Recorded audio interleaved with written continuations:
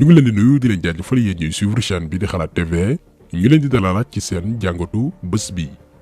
te nag dañuy wax ci benn situation politique Sénégal ndax actuellement dafa mel ni dañu nekk di assister ci benn grand ménage foo ko déggee mooy désorganisation am na jaxasoo am na pëccoxoo itam am na kenn xamul kii et qui fait quoi loolu la ñu nemmeeku woon ci politique gu Sénégal jamono yu weesu. mais dafa mel ni actuellement depuis un certain temps 1 an jàpp 2 ans ak ay weer yi ñu génn géopolitique bi mi ngi soppi xar kanam ñoo ngi ràññee di xam naxaatekat yi te loolu dañ koy gërëmee Macky Sall xam naa ñu bëree bëri ba ñu gisee titre vidéo bi jaaxal na leen lool mais ñun dañuy gërëm Macky Sall li tax ñu koy gërëm mooy ci nguuram la ñu démasqué ñu bëree bëri weer leen ci nguuram la ñu xàmmee ñiy politique ngir principe ak valeur ak ñiy politique ngir xaalis maanaam wut fu ñu bokkatu ngir defar seen dund. nga xam ne dañ koy wooteel président de la république muy ay milliards yu bëri ñu ne ko nag kees gi lu la neex nga def ci doo rendre compte kenn doo rendre compte peuple bi bu ko defee nag mu ciy jël di ci jox njabootam di ci jël di jox xaritam di ci jël di jox ay àndandoom ñun nag ñu ne dañuy fexe ba président de la République bi ñëw te ñuy yaakaar ni ki jàkkaarloo yéen la. ndeke waa ji Issa Sall jamono jii li borom muus ba doon wax naan ci ay caaxaan képp la nekk ay pexem jublu woon dinañ ñëw ci moom parce que cas moo gën a critique li tax kaam critique mooy moom benn parti moo ko wóolu muy PUR ngemb ko ne ko teewul ñu législative ak présidentielle moom créewul parti moomul parti. ndekete waa ji mi ngi dugg ak Macky Sall ci suuf te tàggul borom parti ba tàgguwul ndawi parti ba tàggul benn instance su parti bii di PUR daf leen jàmpaaka ginnaaw ci gàttal. dinañ revenir ci dossier am ak ni mu violé suñu loi nekk député PUR ba noppi dem di négocier poste ministre conseiller lépp daan ci revenir. ba tey ci dossier yi beneen cas bi ñu interpellé mooy ancien militante PDS bii di Aïda Ndiongue yaakaar naa ku ne dégg na turam rawatina jamono ji CREI yi doon topp ñenn ñi nga xamante ni dañoo njortoon ne dañoo lubal xaalis Sénégal ci tawu Maître Wade ñu ko doon tuumaal li ñuy wooye enrichissement illicite ku am xaalis bu leewul 47 milliards yoo xamante ni moom Aïda Ndiongue daf ko am te kenn xamul fan la ko jëlee ñu tegoon ko loxo nangu ay bien am. ma bëgg a xamal waa Sénégal ni sama alal ji nga xam ni dañu wax ni dañu koy nangu nañu jël diggante xàcceeg dóor de yiwu yàlla xëj na ci ndax man gëm naa yàlla sama borom ku ma gis sax xam ni tiitu ma dew ma sax bay tiit. léegi nag comme que nguuru Macky Sall stratégie bi mooy xëbal gars yi pour ñu transhumé maanaam Macky Sall moom bañul ko sàcc moom bëgg na nga sàcc mais boo sàccee ñëwul ci wetam jël xaalis boobu noonu di ko campagnal ndax Macky Sall amul génie politique Macky Sall dafa comprendre yenn sénégalais yi ci seen bëgg xaalis. comprendre na que ni ñenn ñi alalu àdduna daf leen jar lu nekk jaral na leen ñu weddi seeni kàddu démb jaay seen ngor moom loolu la teel a comprendre moo tax mu xam fi muy jaar ñenn ñi. Macky Sall xaalisu Sénégal la yor di ci jënd ñoo xamante ni leer na ko ni li ñu gëm bariwul di ci chantage ñoo xamante ni itam dañoo luubal xaalisu Sénégal ci noonu la Aïda Ndiongue daal di transhumé dinañ ñëw ci dossier bi ñu ko doon toppee ak milliards yam fa jël léegi pour wut porox ndollu wut fa mu làqu ndax dañ ko waroon tëj ci yoon. ba mu xamee loolu nag gannaaw nee na li ko Macky Sall teg lépp léegi nee na moom lay jàppale ngir protéger wu. li fi xewoon dogalu yàlla la du président Macky Sall parce que Macky Sall du yàlla nit la na man nul ne peut échapper à son destin yàlla moo ne woon loolu dana ma dal na ma nangu naa ko ak dignité ma ciy sant yàlla sama borom ba génn ci ak dignité Macky sama rakk la. ma wax nag ni tey jii di 1er avril 2021. Razan gi nga xam ni mooy le réseau des amis et sympathisants de Aïda Ndiongue ànd na ak président Macky Sall définitivement topp ci gannaawam di ko jàppale te itam may ñaan yàlla wér ak gudd fan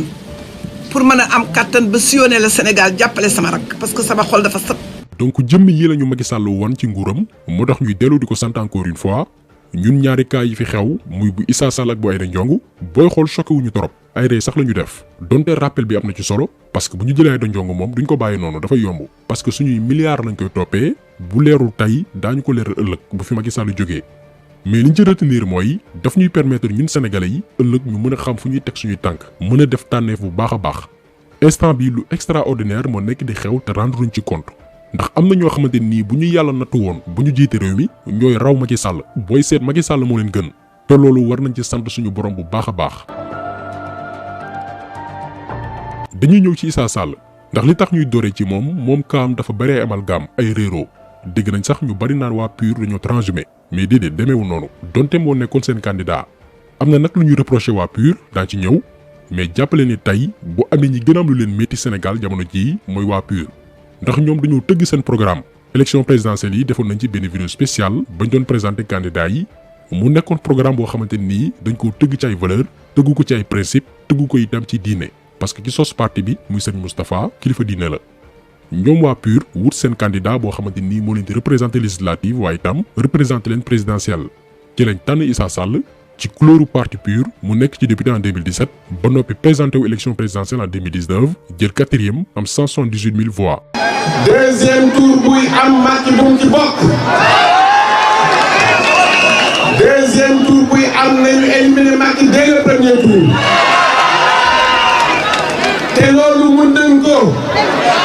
détermination rek la laaj. seen carte yi jëli leen ko parce que mbir mi carte la. man nag bi parrainage bi commencé ma gis ay ndaw si borom kumba si borom musóor bi di njëkkante di bu xante pour jël première place moom dafa xamoon ne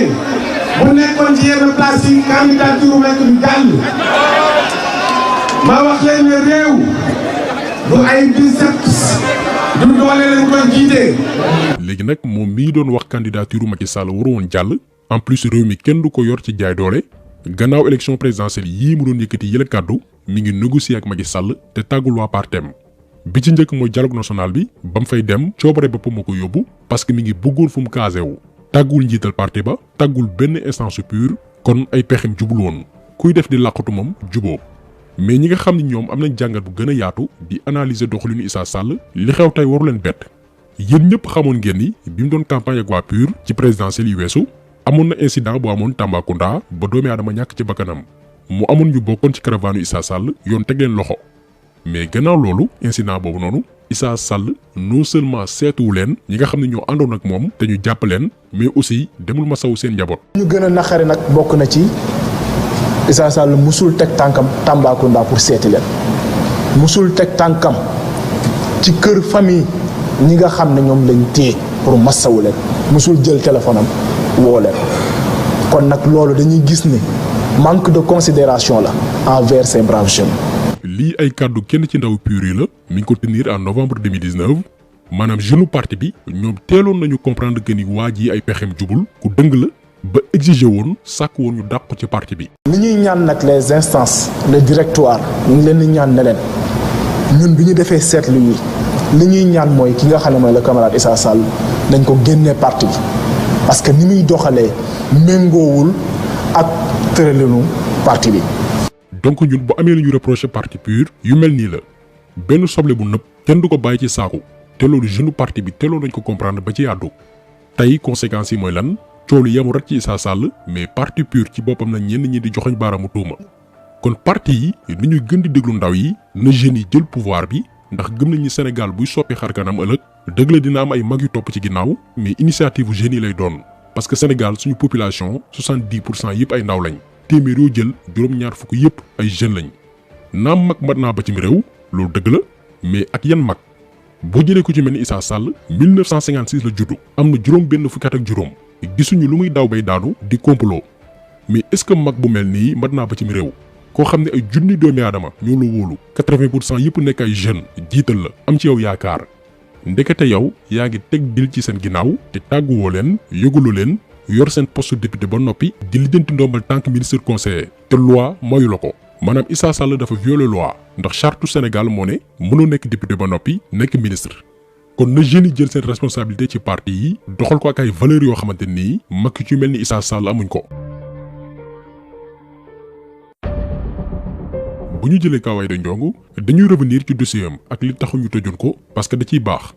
gannaaw ba ñu follee nguuru Maître Wade Sénégalais yëpp a sàkku woon seen alal gi ñu yor ñu leeral fan lañ ko jëlee parce que ñu bari ci ñoom nekk nañ ay milliardaires ci diir bu gàtt a gàtt ci dëkk bu métti comme Sénégal.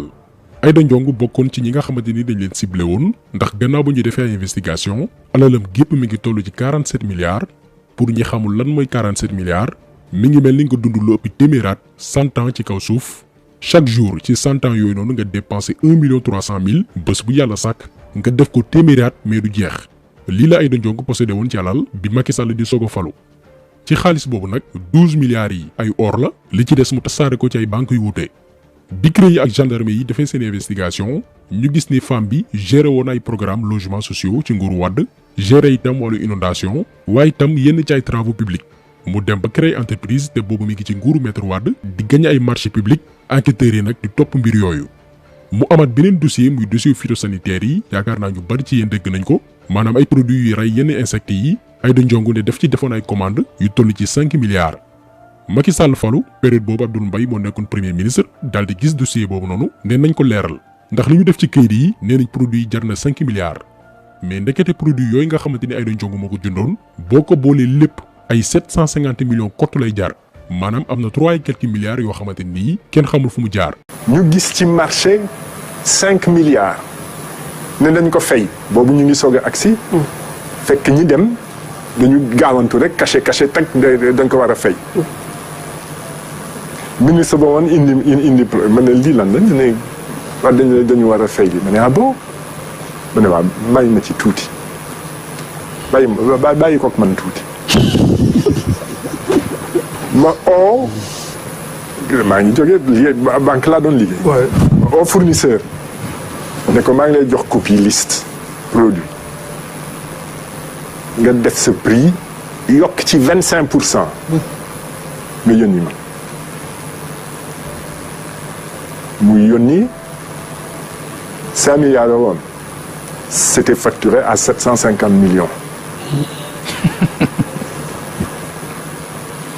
dossier phytosanitaire bi Abdou Mbaye di wax histoire jox na ko dëgg ndax le 12 novembre 2020 bi ñu weesu magistrat bi doon topp dossier bi dafa jàpp Aïda Ndiongue loxo ci poche ne dafa def lu ñuy wooyee faux et usage de faux maanaam bind kayit yu wérul pour jot xaalis koo xam ni dañ ko fay 5 milliards ci xaalisu Sénégal alors que ay faux documents la présenté ay kayit yu wérul li ñuy wax ni ay weer la ci ginnaaw kon jàngat leen lan moo tax Aïda Ndiongue transhumé dem ci Macky Sall parce que normalement dañ ko waroon tëj mu génnee suñu xaalis moo tax bañ ko invité ci plateau di Click bu TFM Mamadou Mouhamed Ndiaye bi mu ko laaj ci dossier boobu noonu dafa lànk ne di ci tontu. li ngeen ne moom ngeen def ci produits phytosanitaires yi ak ñoom bi ñu ñëwee def seeni enquête def seeni investigation ba sax wax ne nañ ko maanaam prix yi nañ ci yokk 25% xaajul sax ba yegg ci moitié yéen li ngeen facturé parce que je pense ay 750 millions ci la tolloon alors que yéen jéggi woon ngeen sax milliards yi loolu nu mu demee exactement. waaw xam nga d'abord pour le cas Abdoul Mbaye le dossier des phytosanitaires est pendant devant la justice du dossier boo xam ne eggagum na wala jeex na ba ma mën ci wax mënuma ci wax parce que j'ai beaucoup de respect pour les magistrats j'ai beaucoup de respect pour la justice en général un dossier pendant devant la justice man duma toog fii ci télévision taxaw di ko wax parce que kenn àtteegu ko quant à Abdoul Mbaye nag moom maa ngi jéggalu Sénégalais yi ci bu ma waxee benn wax bu déplacé ndax du suma cër. gis nga ni mu wëlbatee question bi daal di personnaliser débat bi jëmale ko ci Abdoul Mbaye alors que ñoom ñaar dañu sekkoon ay at ci ginnaaw suñu yoon newu si waxal ci 5 milliards sénégalais yi muy waxi Abdoul Mbaye kon moom xamoon na ni bu yoon deful liggéeyam dañ koy tëj. moo tax mu profité daal di transhumé dem ci Macky Sall ngir wut fu mu làqu lii moo nekk di xew actuellement Sénégal suñuy milliards France daal la xëddeem dootul mujj fenn parce que instant bii Aïda Ndiongue APR la bokk. te li yéeme ci femme bi mooy nekkoon na PS Abdou Diouf nekkoon na PDS Maître Wade tey mi ngi APR nguur gu ñëw mu mos pour seeni propre intérêt daraay Sénégal ñoru leen nañu rangale seeni milliards ci ndoddu sénégalais yi nguur gu ñëw ñu ànd ak yow pour bañ ko leen topp ci yoon. moo tax yàlla ñu yàlla suturaal musul ñu ci yile xeetu politicien ay magum jëm yu romb juróom benn fukki at mais xaalis jaral na leen ñu jaay seen ngor ñii nee nañ ñooy defar Sénégal di créer coalition naan réew mi leen ñor seeni poche kottu moo leen tax a jóg yàlla ñu yàlla musal ci ñoom kon taxaw seetlu bi tey loolu woon ñu ngi leen di gërëm di leen jaajëfal di leen di daje incha allah beneen yoon ci beneen jàngat jàngin jëf